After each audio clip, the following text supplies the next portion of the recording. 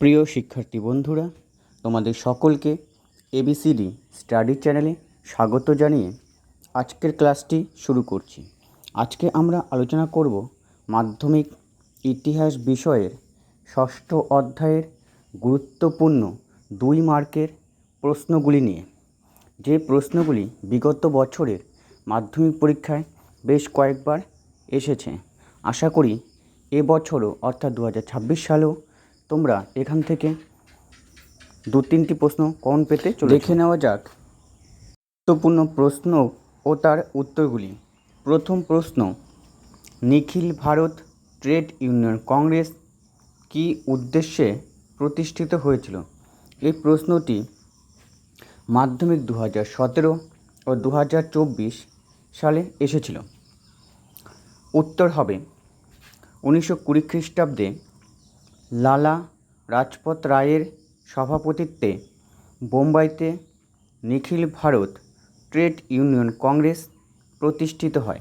দাঁড়ি এর উদ্দেশ্যগুলি হলো, তারপর হাইপেন দিয়ে তোমরা বাদ দিকে 1 নম্বর 2 নম্বর দিয়ে লিখবে।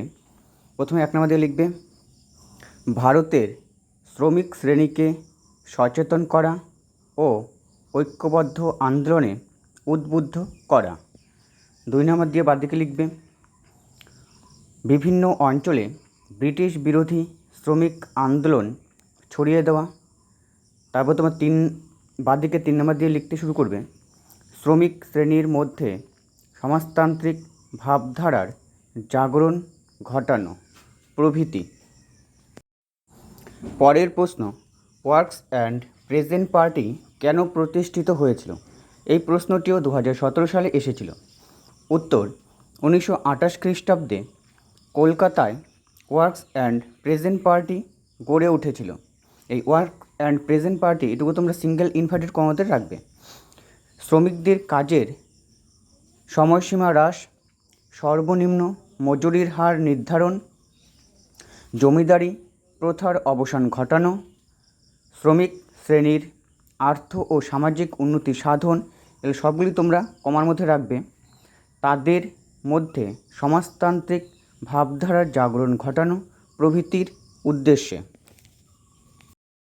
পরের প্রশ্ন, একা আন্দোলন শুরু হয় কেন? এই প্রশ্নটিও 2018 সালের মাধ্যমিক পরীক্ষায় এসেছিল।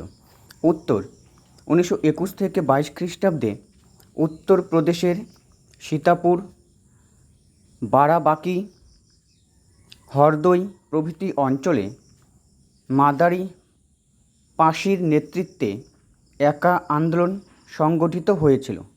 দাঁড়ি এর কারণগুলি হলো, আবার তোমরা বাদ দিকে 1 নম্বর দিয়ে লিখতে শুরু করো নির্ধারিত রাজস্ব ছাড়াও অসংখ্য সামন্ততান্ত্রিক কর প্রয়োগ ও তা আদায় করার জন্য কৃষকদের উপর অত্যাচার করা হতো। তারপরে আবার বাদ দিকে 2 নম্বর দিয়ে লেখো কর দিতে না পারলে কৃষকদের জমি থেকে উৎখাত করা হতো ও তালুকদার জমিদারদের জমিতে ও খামারে বেগার শ্রমদান করতে হতো। পরের প্রশ্ন, বারদৌলি সত্যাগ্রহ আন্দোলন কেন শুরু হয়েছিল? এই প্রশ্নটিও মাধ্যমিক 2018 সালে এসেছিল। উত্তর 1928 খ্রিস্টাব্দে গুজরাটের বারদৌলি তালুকে সর্দার বল্লভভাই প্যাটেলের নেতৃত্বে বারদৌলি সত্যাগ্রহ আন্দোলন শুরু হয়।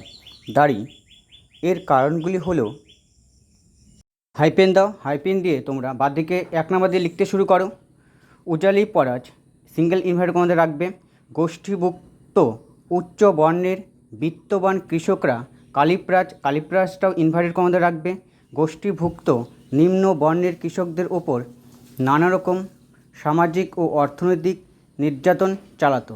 দাঁড়ি বাদ দিকে 2 নম্বর দিয়ে লিখবে 1962 খ্রিস্টাব্দে এই অঞ্চলে ভূমি রাজস্ব 30% বৃদ্ধি করা হয়, যা কৃষকদের পক্ষে দেওয়া সম্ভব ছিল না।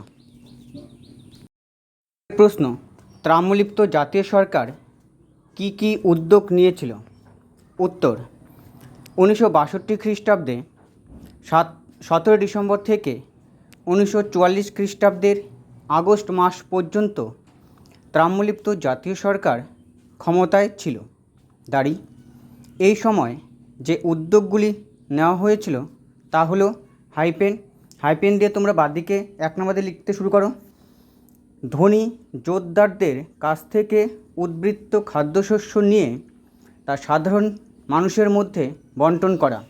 2 নম্বর দিয়ে লিখবে বিদ্যুৎ বাহিনী নামক সামরিক বাহিনীর গঠন করা। 3 নম্বর দিয়ে লিখবে প্রাকৃতিক দুর্যোগে আর্ত জনগণকে ত্রাণ প্রদান করা। এবং 4 নম্বর দিয়ে তোমরা লিখবে গ্রাম স্তরের সব বিবাদ বা সমস্যার সালিশি সভার মাধ্যমে মীমাংসা করা। প্রশ্ন, কৃষক আন্দোলনে বাবা রামচন্দ্রের ভূমিকা কীরূপ ছিল? এই প্রশ্নটি মাধ্যমিক 2019 এবং 2024 সালে এসেছিল। উত্তর, যুক্তপ্রদেশের এক বিশিষ্ট নেতা ছিলেন বাবা রামচন্দ্র দাঁড়ি। কৃষকদের ওপর মাত্রাতিরিক্ত কর আদায়, অত্যাচার, জমি বাজেয়াপ্তকরণ, বেগার শ্রমদান প্রথা প্রভৃতির বিরুদ্ধে যুক্তপ্রদেশের প্রতাপগড় ও রায়বেরেলির অঞ্চলের কৃষকদের সংঘবদ্ধ করে 1920 খ্রিস্টাব্দ নাগাদ তিনি ব্রিটিশ বিরোধী আন্দোলন গড়ে তোলেন দাঁড়ি। আন্দোলনের তীব্রতায় 1921 খ্রিস্টাব্দে সরকার অযোধ্যা খাজনা আইন, এই অযোধ্যা খাজনা আইন তোমরা ইনভার্টেড কমাতে রাখবে, পাশ করে করভার কিছুটা লাঘব করতে বাধ্য হয়।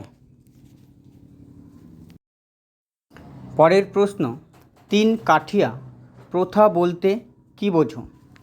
উত্তর, বিহারের চম্পারণ জেলায় নীলকররা কৃষকদের বাধ্য করত বিঘা প্রতি 3 কাঠা জমিতে, অর্থাৎ 20 কাঠার মধ্যে 3 কাঠা জমিতে নীল উৎপাদন করতে, এই উৎপাদিত নীল নীলকরদের নির্ধারিত দামে তাদের কাছে বিক্রি করতে কৃষকরা বাধ্য হতো।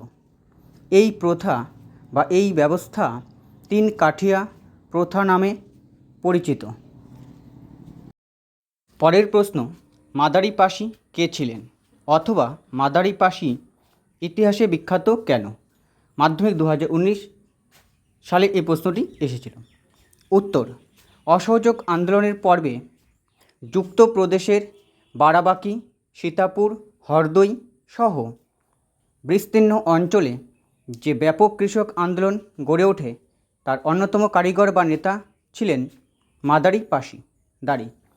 তার নেতৃত্বে ধর্ম বর্ণ নির্বিশেষে কৃষকরা ঐক্যবদ্ধ হয় এবং তালুকদার, জমিদার, ঠিকাদারদের শোষণের বিরুদ্ধে নির্ধারিত খাজনার বাইরে কর না দেওয়া, বেগার শ্রম না দেওয়া, রসিদ ছাড়া খাজনা না দেওয়া ইত্যাদি দাবিতে আন্দোলন গড়ে তোলেন। পরের প্রশ্ন, কংগ্রেস সমাজতন্ত্রী দল কেন গঠিত হয়? এই প্রশ্নটি মাধ্যমিক 2019 সালে এসেছিল। উত্তর, 1934 খ্রিস্টাব্দে বোম্বাই শহরে প্রতিষ্ঠিত হয় কংগ্রেস সমাজতন্ত্রী দল দাঁড়ি। এর উদ্দেশ্যগুলি ছিল, হাইপেন দিয়ে লিখবে, কংগ্রেসের অভ্যন্তরে বামপন্থী শক্তিকে সুসংহত করে ভারতের পূর্ণ স্বাধীনতা অর্জন, কৃষি ঋণ মুকুব, জমিদারি প্রথা বিলোপ, কৃষকদের মধ্যে জমি বন্টন, শ্রমিকদের ন্যায্য মজুরি ইত্যাদি। পরের প্রশ্ন, মোপলা বিদ্রোহ কেন হয়েছিল? মাধ্যমিক 2019 সালেও এই প্রশ্নটি এসেছিল। উত্তর, কেরালার মালাবার উপকূলে 1921 খ্রিস্টাব্দে মোপলা বিদ্রোহ হয়েছিল দাঁড়ি। এই বিদ্রোহের নেতা ছিলেন ইয়াকুব হাসান আলী মুসালিওর, মোহাম্মদ হাজি প্রমুখ। এই বিদ্রোহের কারণগুলি হলো, হাইপেন দিয়ে তোমরা বাদিকে 1 নম্বর দিয়ে লেখো, দীর্ঘদিন ধরে হিন্দু সম্পন্ন, এখানে সম্পন্ন শব্দের অর্থ হচ্ছে প্রভাবশালী বা বিত্তশালী কৃষক জেনেমি ও হিন্দু জমিদাররা দরিদ্র মুসলিম কৃষক শ্রেণী মোপলাদের ওপর অত্যাচার করে আসছিল। দাঁড়ি বাদিকে 2 নম্বর দিয়ে লিখবে অসহযোগ আন্দোলনের প্রবাহ মোপলাদের প্রতিবাদ করার সাহস জুগিয়েছিল। দাঁড়ি প্রশ্ন, মিরাট ষড়যন্ত্র মামলা কেন হয়েছিল? এই প্রশ্নটি মাধ্যমিক 2023 সালে এসেছিল। উত্তর, ভারতে কমিউনিস্টদের নেতৃত্বে শ্রমিক আন্দোলনের বিপুল অগ্রগতি ব্রিটিশ সরকারকে শঙ্কিত করে তোলে। শঙ্কিত বানান তোমরা কারেকশন করে নেবে, তাহলে বেশ উময়কয় রসি ত শঙ্কিত হবে।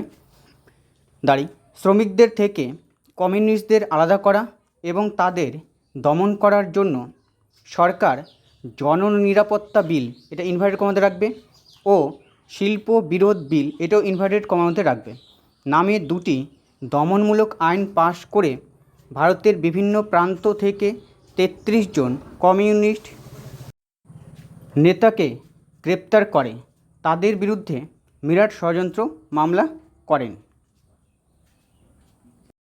পরের প্রশ্ন, হালি প্রথা বলতে কী বোঝো?